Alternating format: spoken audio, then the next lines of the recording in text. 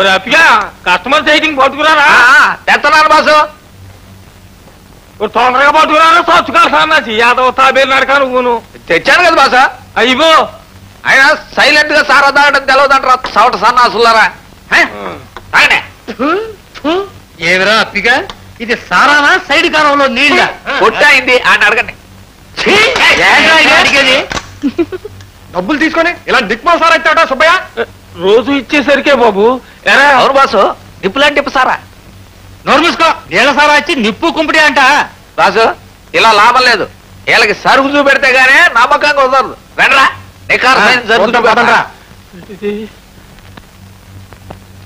ఇందులో నీళ్లు గెలిచినాయట్రా.